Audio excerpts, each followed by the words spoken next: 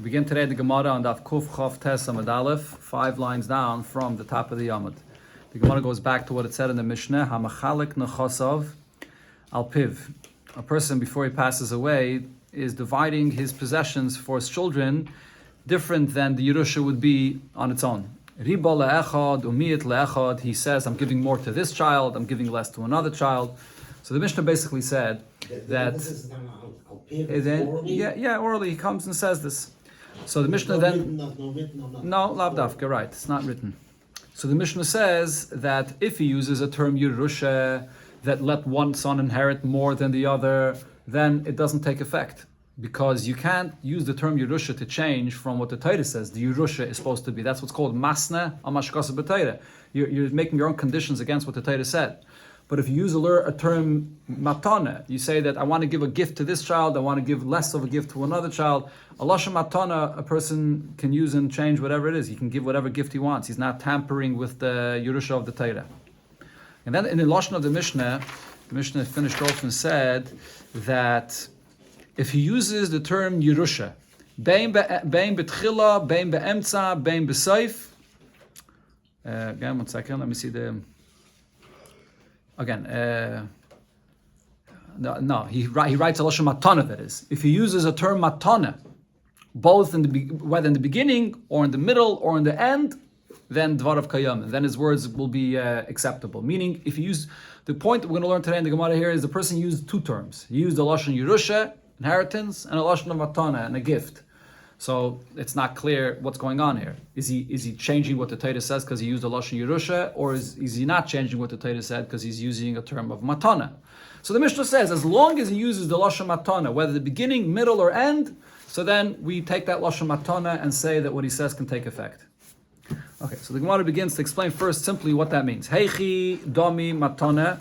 What does it mean that he used the term of a gift in the beginning, or hechidami be'emtza? What's the case that he used the term of a matana in the middle, hechidami b'seif? And what's the case that he used the term of a matana in the end? Kasokiyasi Ravdimi, Amr Rabbi Yechanan, Ravdimi came and explained in the name of Rabbi Yechanan as follows.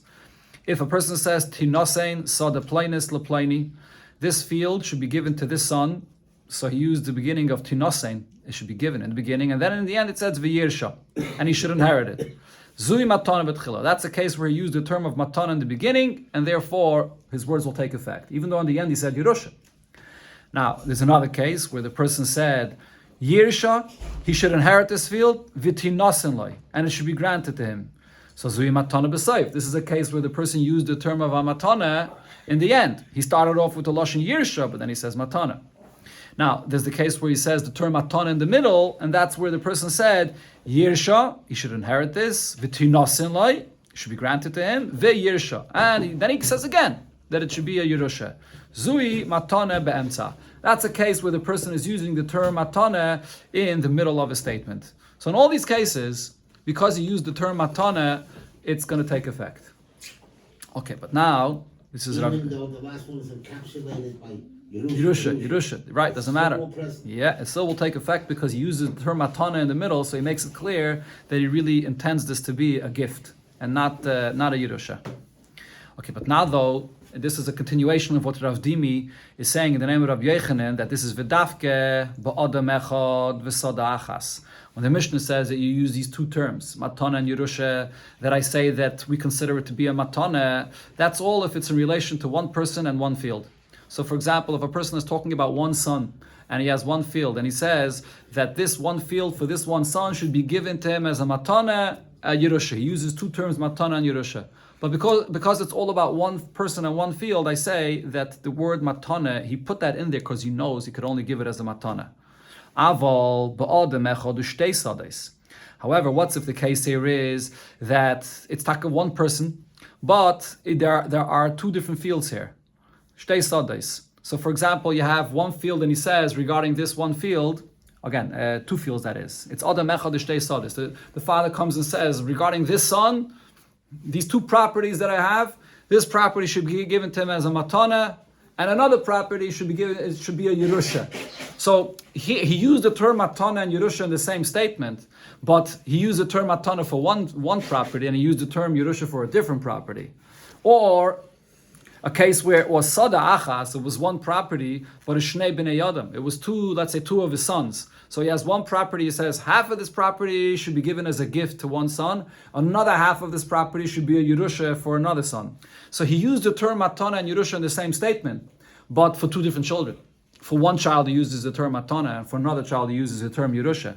So then in such a case, in such a case, his words will not take effect. I'm not going to say because he used the term matana and Yerusha in the same statement that it implies that he really means it to be a matana. No, we see here that it's separated because he used it for two different children, the term matana and Yerusha, or for two different properties. So therefore, in such a case, the term a Yerusha that he uses will be a Yerusha and it can't take effect. He's tampering with the Yerusha of the Torah. That's Rabbi Yechanan's opinion, the way Rav Dimi quoted this. Rabbi Lazar says, no, that even in such a case,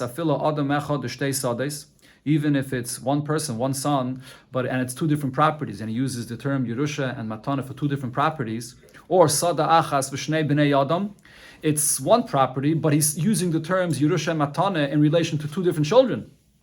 But even in such a case, because there's something that's connecting them, either because it's the same property that he's talking about, or it's one son that he's talking about. So there is something that's connecting these two terms of Yerusha and Matana here.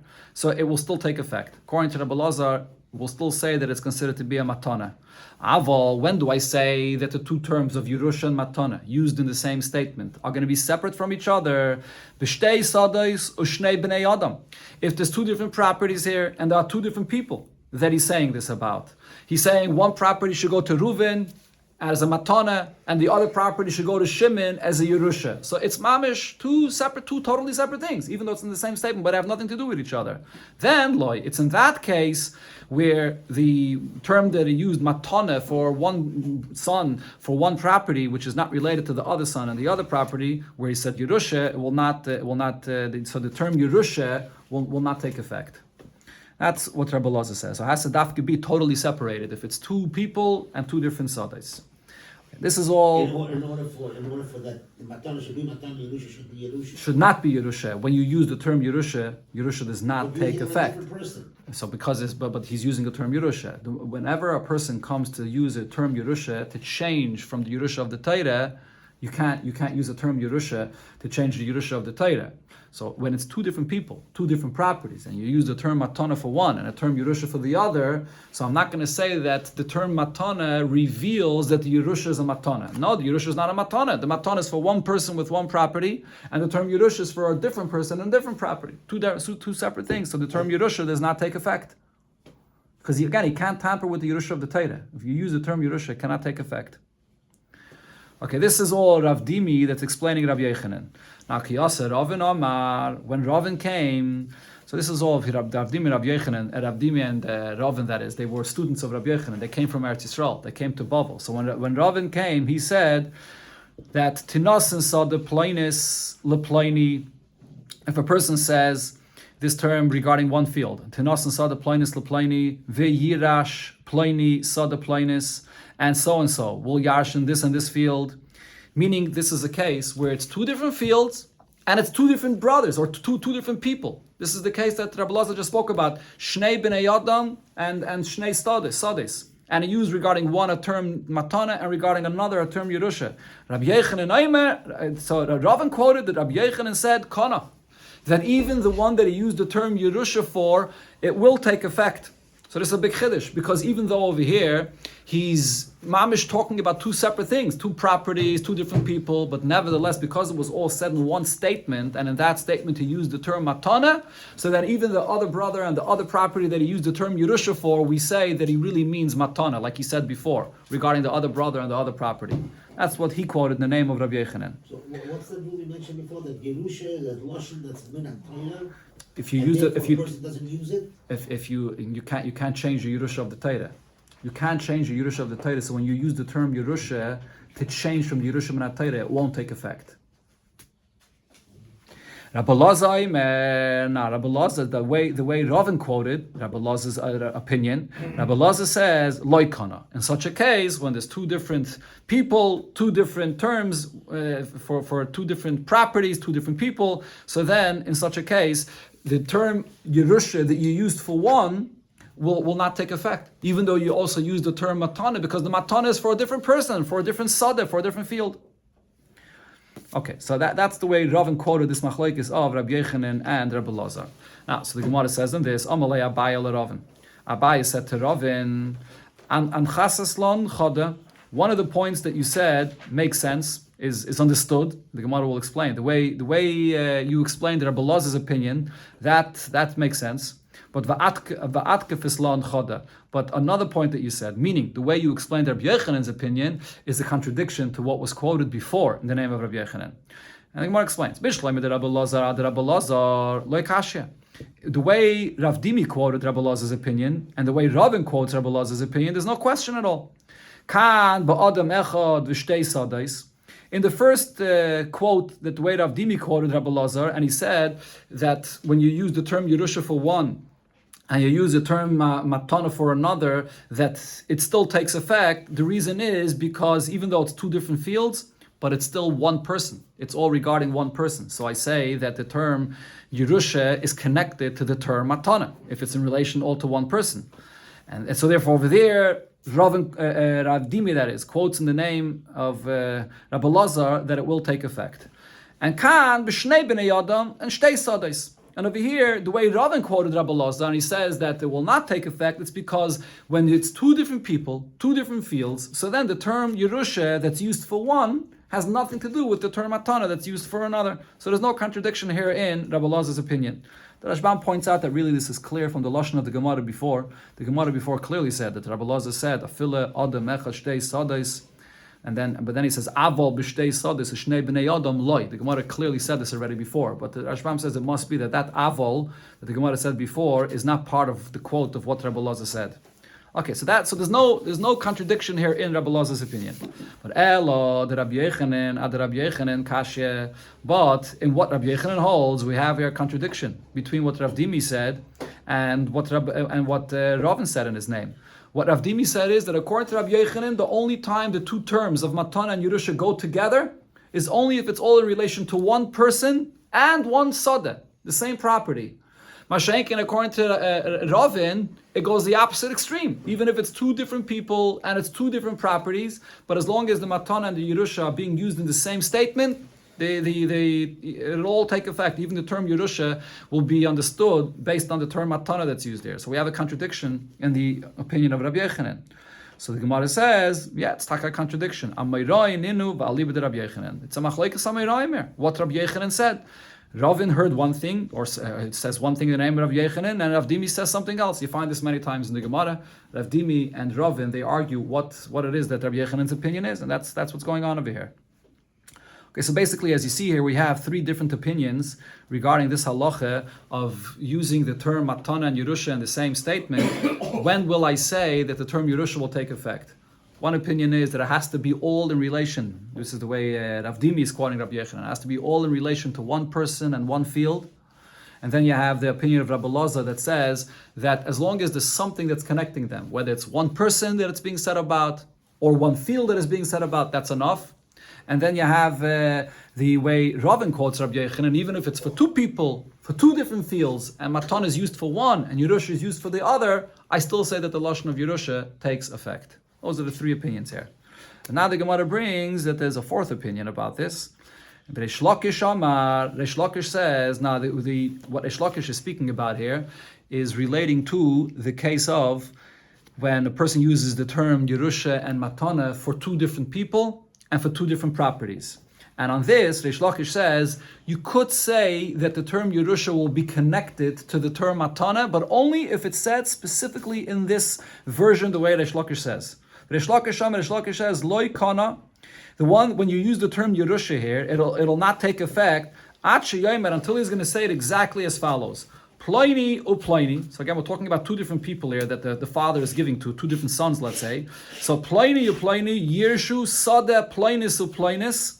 They will inherit, so he's using the term Yerusha. They will inherit this field and another field.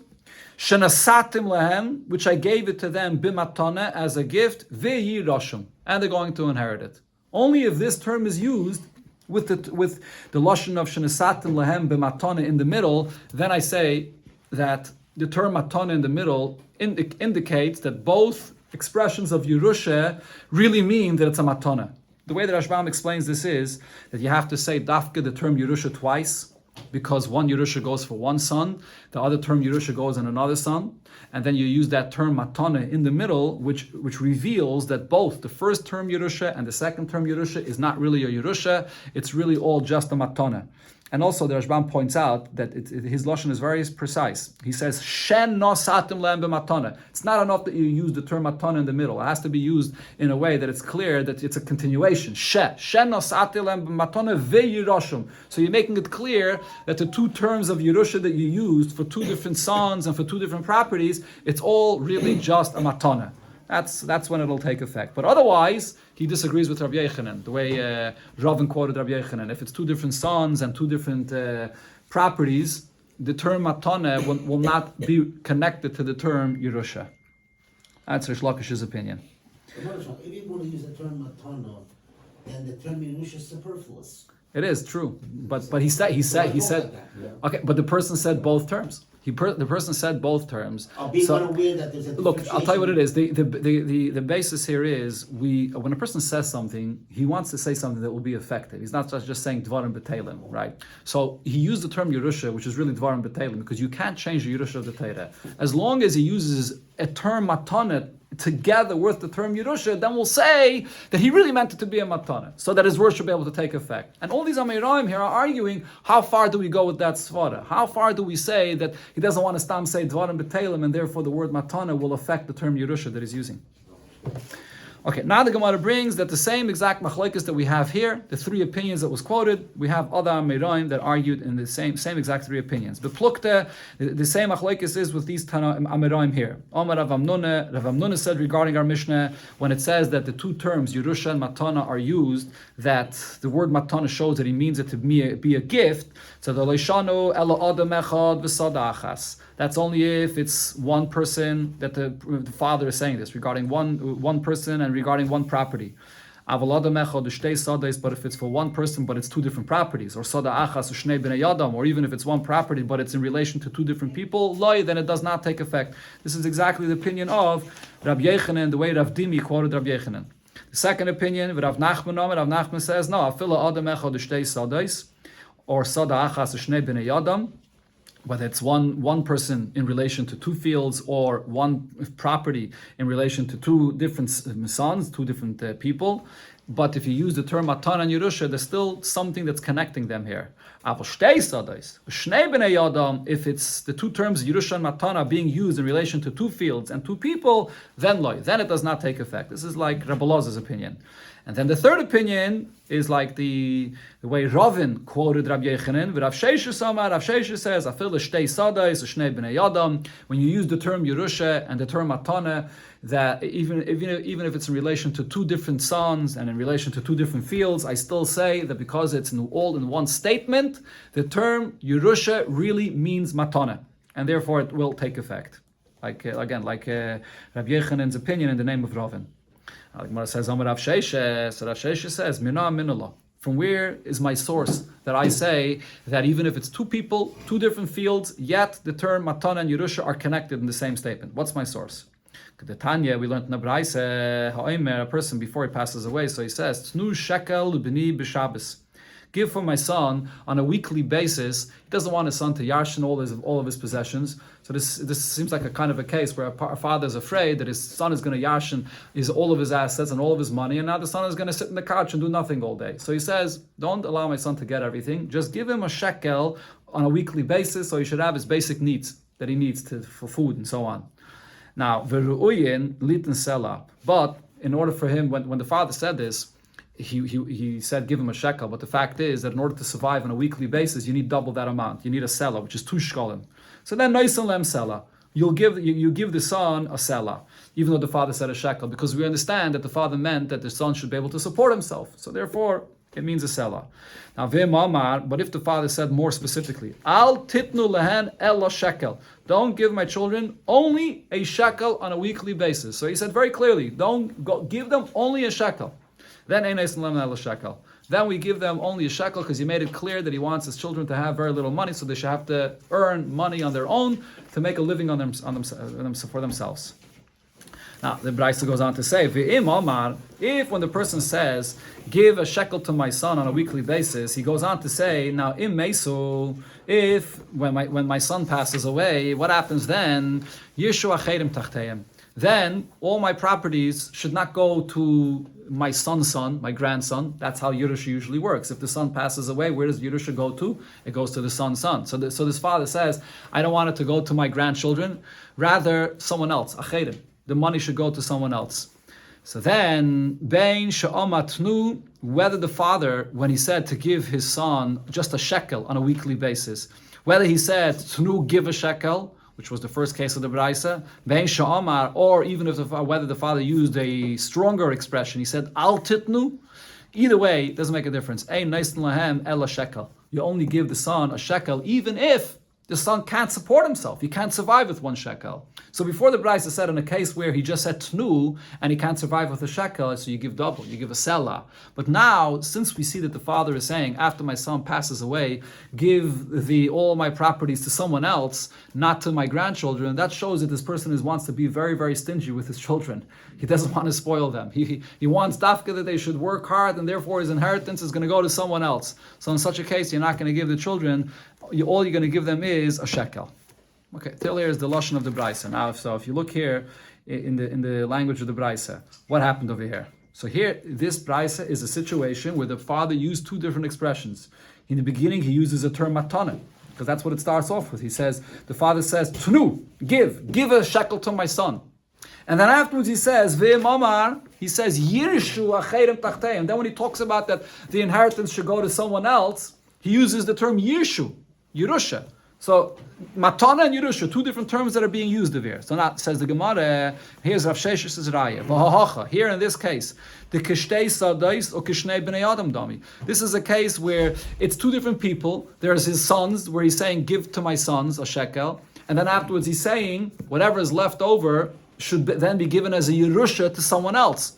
So we're talking about 2 different people, his sons, and then someone else. And we're also talking about 2 different parts of his properties. There's what's being given to the sons when they're alive, and then there's another part of the property that's being given to someone else after he passes away. And Okatani, what does it say? The Kani, the Braisa here says that his words take effect.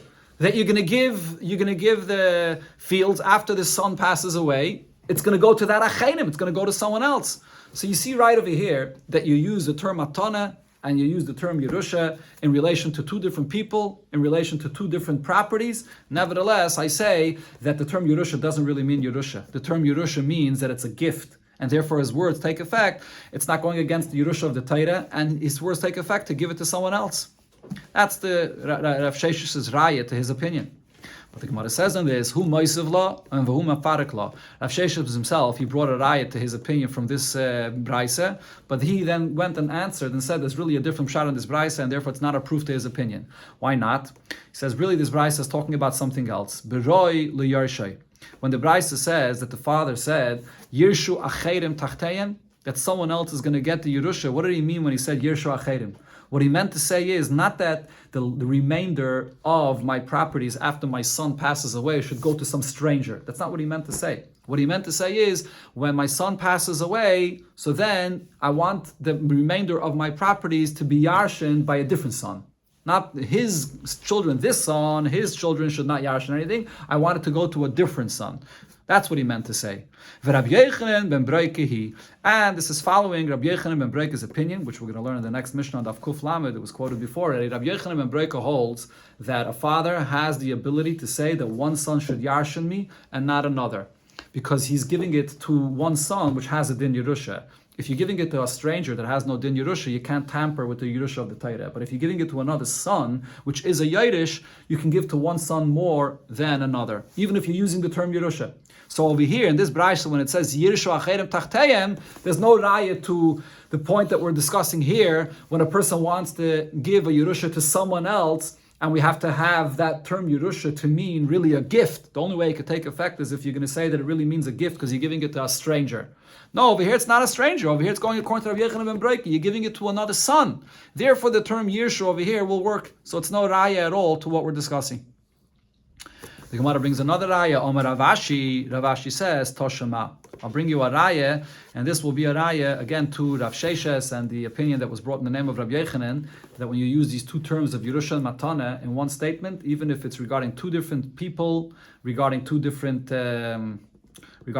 properties, still the term Matana will mean Yerusha. Or again, the other way around, the term Yerusha, that is, will mean a Matana. So he brings an eye from the following brayso. It says, Nuchasai L'cha, a person comes and says to someone, I'm giving you my possessions as a gift. That's what it doesn't say the word matana, but that's what it means. It says Nuchasai L'cha. My possessions I am giving to you.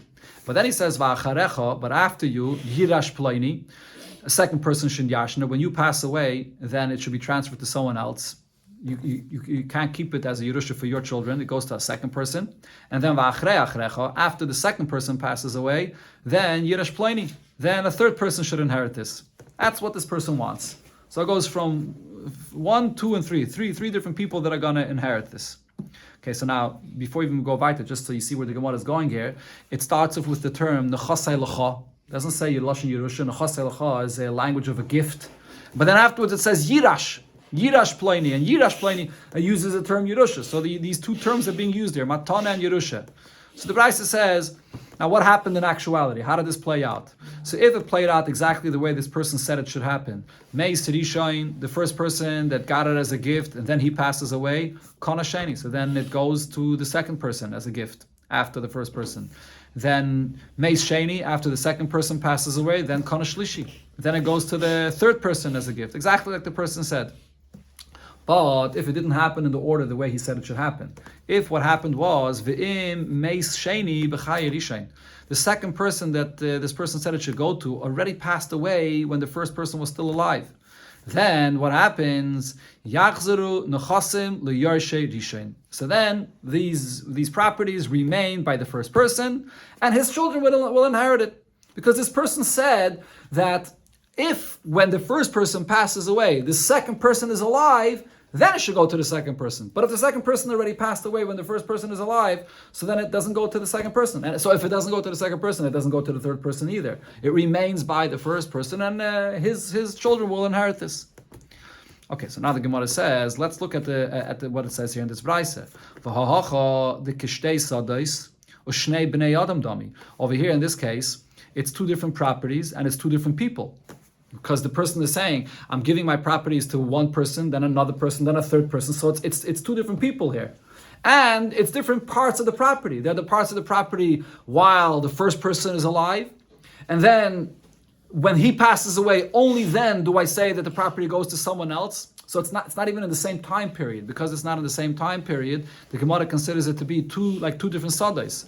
And what does it say here? The Katani, the brayso says, the Kana, that this person's words take effect, even though, as I pointed out before, he uses in the beginning the lashon of Nechasei L'cha, which is a lashon of Matana, and afterwards it uses a lashon of Yerusha. So two different terms are being used there, and it's for two different people and for two different properties and different time periods. Nevertheless, I say the term Yerusha really means a matana. So this is a raya to Rav Shesh's opinion and Rav Yochanan's opinion in the name of Ravin, that even in such a case, it's considered to be all a matana.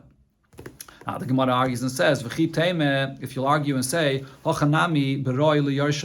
here as well, the pshat in this brayso is similar to the previous brayso that we're talking about different children. We're not talking about a case where a person is giving it to three different people as a gift that are not the strangers. They're not able to yashnu. Over here, it's talking about his own children. He's saying it should go first to one son, and then it's going to go to another son. Then after that, it should go to a third son. And we're talking about all sons that are able to yashnu him. And Rabbi Yochanan ben Broikihi. And we're following Rabbi Yochanan ben Breika's opinion that a person is able to decide, even as a Yerusha, to give to one son more than the other. So therefore, it's not related to what we're discussing here, because the term Yerusha is being used according to Rabbi Yochanan ben Breika. But says the Gemara, that can't be the case. Right, now, so what the Gemara is suggesting to say over here is that when he said Nechasei L'cha, the first person may have been a stranger, because over there he clearly used the term of a gift. and he can give it as a gift to a stranger. But then in the second two people, when he said afterwards, Yirash, after the first one, a second one will yarshin, and a third one will yarshin. Who was the second and third person that he was talking about? It was a son. It was someone that is able to yarshin him, like Rabbi Yochanan ben Breka says, and therefore he uses the term Yerusha. But says the Gemara, but if that's the case, then the Brisa wouldn't make sense. Ihachi meis sheni kana shlishi. How could the Brisa say that after the second one that gets it, which you're saying now is a son of his, after he dies, what happens? It gets transferred to the third person. It gets transferred to the third son. That it's not true, because the halacha is not this way. Hashalach Rav Acha bereid Rav Ivye, Rav Acha bereid Rav Ivye said, the divrei Rabbi Yochanan ben Breka, according to the opinion of Rabbi Yochanan ben Breka, if a person comes and says, Nechasai lecha, a person says, I'm giving my possessions to you, Va'acharecha leploini, and then afterwards he says he's giving it to someone else, and V'rishain roi le'yarshay, the first one that he gave it to is actually a son of his, let's say. He says that if a father comes and says, I want to give my possessions when I pass away, it should all go to one son. After the first son passes away, then it'll go to a second son. What happens in such a case? Ein l'sheni b'makim rishon klum. The second son will end up getting nothing. Why? She'ein zeh loshem matana. Because when he said nechasai lecha, he didn't use a term clearly. He didn't use explicitly a term of matana. He just said nechasai lecha. I'm giving my possessions to one son. Ela loshen yerusha. So therefore, what this means is the father was saying that the first son should yarshin him. And if that's the case, when it comes to yerusha, v'yerusha ein lo hefsik. Once one son yarshin something, there's no hefsek to that.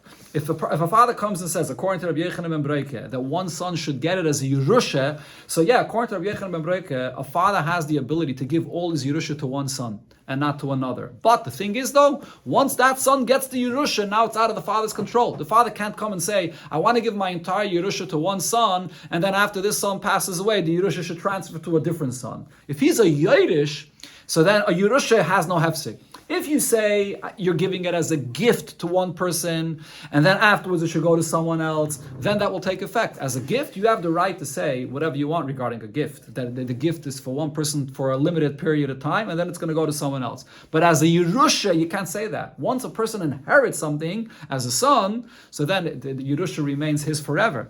So if so, you can't say over here in this Braise where it's saying that he gives it to one person, and then the second and the third, that the second is getting it as a Yerusha, and then after the second one dies, it's going to go to the third. If the second one is getting it as a Yerusha, like Rabbi Yochanan ben Breka says, it's never going to go to the third. There's no such thing. So therefore, this Braise is not according to Rabbi Yochanan ben Breka. If so, the Gemara concludes, to Yufte the Kulu. So this Braise refutes all of the opinions that we brought before, meaning the Gemara goes back to the point that it says before, that in this Braise I see that when a person is using a term Yerusha and a term Matana regarding two different people, because we're talking about one person, a second person, a third person, and it's regarding the property in different time periods. So it's Shnei Bnei Adam and Shnei Sadais. And he uses two different terms, Yerusha and Matana. What does the Braise say? His words take effect. So this proves the opinion of Rav Sheshes, and it disproves all the other opinions that say that in such a case it does not take effect. To Yufta, the Gemara says that this Braise refutes all the other opinions. The Gemara concludes and says, let's just finish here to the Mishnah. It says the Gemara leime nami to have it to Yufta de Reish Lakish. Should we say that this Braise is also a refutation of Reish Lakish's opinion, because Reish Lakish said before that when you have two people with two fields and you use these two terms, if you remember, Reish Lakish said that it has to be in a very, very specific lashon that I say that the term Yerusha and Matana are connected to each other. If you don't have that specific lashon, it's not going to work. Here in this Braise, it's not using that specific lashon. So the Gemara says, but that can't be. We can't refute Reish Lakish's opinion regarding this, because if it is, but is that true? Rava said, we paskin like Reish Lakish regarding three different cases. Usually the halacha, whenever there's an argument between Rabbi Yochanan and Reish Lakish, we always paskin like Rabbi Yochanan. But this is one of the exceptions. This case here is one of the three cases where we paskin like Reish Lakish. So this Braise cannot be refuting Reish Lakish's opinion. Therefore the Gemara says, Loi Kashya. There's no question on Reish Lakish from this Braise. Why? Kan b'toich kedei dibur. In this Braise, the case is that the father is saying the two terms of Yerusha and Matana all toich kedei dibur. Teich Kedei Dibur, as we know, is when within the time period that it takes to say Shalom Alecha Rebbe or Shalom Alecha Rebbe Meiri. So if it's Teich Kedei Dibur, then I say that the two terms of Yerusha and Matana are going to be related to each other, and the Yerusha really means that it's a Matana. And Kan La'acha Kedei Dibur. But Reish Lakish that said that it has to be said in a very specific lashon, that's because it was Acha Kedei Dibur. He used the term Yerusha Matana, Acha Kedei Dibur. Then Reish Lakish said there's a limitation. It has to be dafke said in an oifen that it's clear that the Yerusha is also a Matana. The Rashbam's opinion here on this last answer of the Gemara here, the difference between Teich Kedei Dibur and Acha Kedei Dibur is that this is only an answer according to Reish Lakish. But according to the other Amirayim that said before, that there has to be some kind of connection between the two terms, Yerusha and Matana, that you see in the actual gift that he's giving. Has to be either one sadeh or one person. So the inyan, there has to be something here that's connected. It's you can't say this answer of Teich Kedei Dibur, because they made it clear Teich Kedei Dibur is not good enough. There has to be something connected here in the Teichin and the inyan of what the person is saying. Here you have also a famous Taisus regarding the inyan of Teich Kedei Dibur. What's this concept of Teich Kedei Dibur? Why do I say Teich Kedei Dibur is Kedibur Dami? So there's two interpretations for this concept. One is that when a person says something Teich Kedei Dibur, the reason why it takes effect, it's a Takanas Chachamim. Because if a person will say something and then his Rebbe happens to come and he has to greet his Rebbe and he wants to retract what he just said, but for that he won't be able to greet his Rebbe. So therefore, Chacham wa Misakin, that you always have that ability to retract it, so you shouldn't stop from saying Shalom Aleichem to your Rebbe. It's a Takanas Chachamim. Another opinion is, though, and this is also what the Ran says in Nidarim, that it's not a Takanas Chachamim. Minat Torah, when a person says something, a person's words sometimes go faster than his mind works. So when you say something, not until after Kedei Dibur is the person really 100% making up his mind that he wants it to be this way. So therefore, he has a couple of seconds to take back what he just said. Because until then, he's not 100% serious about what he said. Okay, now the Gemara concludes here about this concept of Teich Kedei Dibur. V'hilchaseh kol Teich Kedei Dibur kedibur dami. This concept of Teich Kedei Dibur applies to everything. And the Rashbam here brings different halachas the way this applies. And one of the basic halachas of Teich Kedei Dibur is when you say something, you could always have charata of what you said. Teich Kedei Dibur. Rashbam brings other applications as well. But levar me'avedas kachavim. Besides, when it comes to avodah zarah, the way the Rashbam teaches avodah zarah is if a person will come and designate something and say that he wants to designate this for avodah zarah, and then he wants to take it back, and he doesn't want it to be asur bahana, you can't take it back because of the chumrah of avodah zarah, shaketz shaktzana, you can't take it back afterwards. And the kiddushin, regarding a person that's mekadesh isha, and then Teich Kedei Dibur, he tells her that she's not mekadeshes, you can't take that back. And the Rashbam's opinion is that by kiddushin, the reason you can't take that back, it's a chumrah midrabanan, because it looks to people like he was already mekadesher. If he's going to take it back, then people are going to come and say that this woman was really married. Really, she's not, but it's going to look like she was married, and therefore it's going to be a laz on the children. The people are going to say the children are mamzerim. So Chachamim were misakin that a person cannot take back Teich Kedei Dibur. Other Rishonim say that when it comes to Kiddushin, the reason why there's no such a concept of Teich Kedei Dibur by Kiddushin is because Kiddushin is a very serious matter. What I mentioned before, that a person's words may go quicker than his mind, does not apply by Kiddushin. If a person is saying to a Isha Areh, Mekudeshesli, he must have thought this over good and well beforehand, and therefore there's no reason to allow him to take it back afterwards.